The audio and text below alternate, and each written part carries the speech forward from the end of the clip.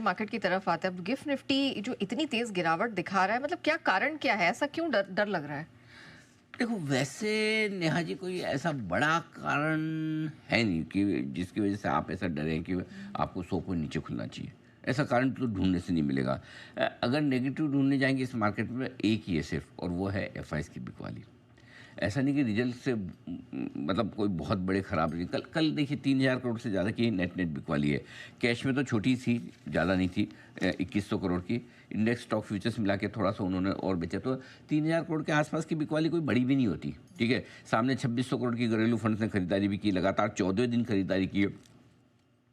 इसके अलावा ढूंढने से और कोई संकट आई डोंट थिंक कि कोई वाणिज्य मंत्री अगर पीयूष गोयल कहे कि हमारी डेडलाइन नहीं है तय, उसकी वजह से मार्केट गिर जाए ना। ऐसा नहीं कि कोई आईटी कंपनियों को लेकर अगर ट्रम्प कह दे कि इनको नौकरियां कम दो तो उससे गिर जाए, ये भी ना। तो क्या होगा, ज़्यादा से ज़्यादा वहाँ जाके नहीं काम करेंगे, ऑन साइड काम नहीं करके देश से काम करके भेजेंगे।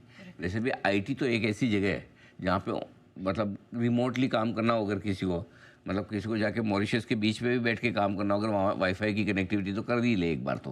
करेक्ट। सो आप भी शो करने के बारे में सोच रही हैं? ऐसा एकदम मुस्कुराहट तो ऐसी आई है। हम भी सोच रही हूँ। हाँ, काश आईटी की तरह हमारा भी कोई ऐसा हाँ, मॉरिशस नहीं, गोवा तक तो पहुंच ही सकते हैं। गोवा के बीच पे कैमरा लगा हाँ, के। हाँ, आराम से वहीं से शो किया जाए। काश ना हमें भी इतनी वो क्या कहना चाहिए सुविधा होती करने की। बट एनीवे, सो पॉइंट ये है कि आईटी कंपनी में ज़्यादा से ज़्यादा क्या होगा, थोड़ी कॉस्ट बढ़ेगी उनके क्लाइंट की, या थोड़ी मार्जिन हल्के से कम हो सकते हैं, लेकिन उनके बगैर काम चलेगा नहीं, बात उतनी है। एनीवे, सो मेरा ये मानना है कि कोई ऐसी बड़ी नेगेटिव और नेहा कोई ऐसे रिजल्ट में कोई एक्सीडेंट है नहीं, न कल थे न परसों थे। एक्सेप्ट आप आईएक्स वगैरह देख लिया, आईटी तो खैर गिर गए, वो एक अलग चीज़ है, इतने ख़राब नंबर्स नहीं होने के बाद भी। तो मेरा ये समझना है कि प्रॉब्लम क्या है, सिर्फ एफआईज की बिकवाली थोड़ी सी प्रॉब्लम है जहाँ से, और थोड़े से दिग्गज शेयरों में प्रॉफिट बुकिंग आती थी, स्पेशली जैसे रिलायंस आपका 1 महीने के लो पर चल रहा है। तो अल्टीमेटली अगर आप बिलीव नहीं करेंगे, जुलाई से लेकर अब तक रिलायंस 10% गिर चुका है।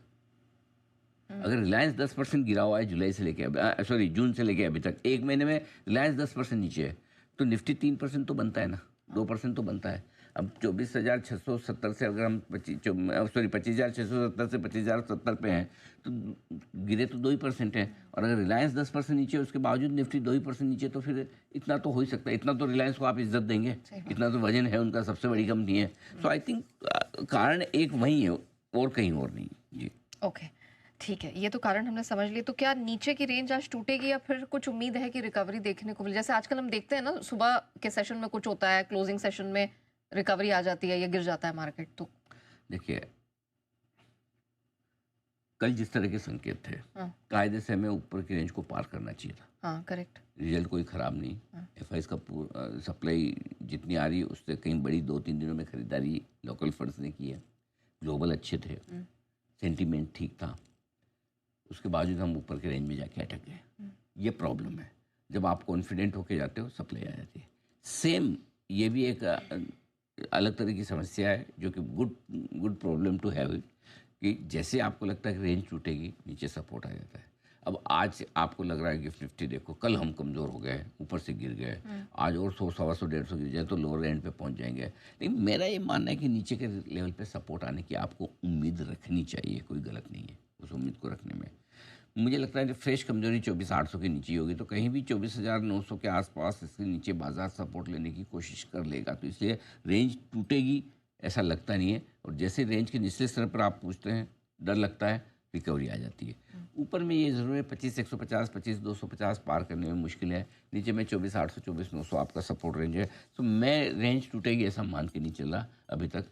अब और दूसरा एक और चीज़ है ना, 10% रिलायंस गिरा है एक तरफा, ठीक है, वहाँ भी रिकवरी तो आएगी ना, थोड़ी बहुत तो आएगी ना। अब ठीक है, मैं ये नहीं कह रहा कि तेज़ी होगी, लेकिन एक रिकवरी शॉर्ट कवरिंग तो वहाँ भी बन सकती है। अगर 2%, 1.5-2% रिलायंस नीचे से चल जाए, तो कम से कम आपकी रेंज टूटने का डर तो खत्म हो जाता है। तो आई थिंक मैं उस कैंप में हूँ कि मुझे नहीं लगता कि रेंज टूटनी चाहिए आज, तो कम से कम नहीं टूटनी चाहिए।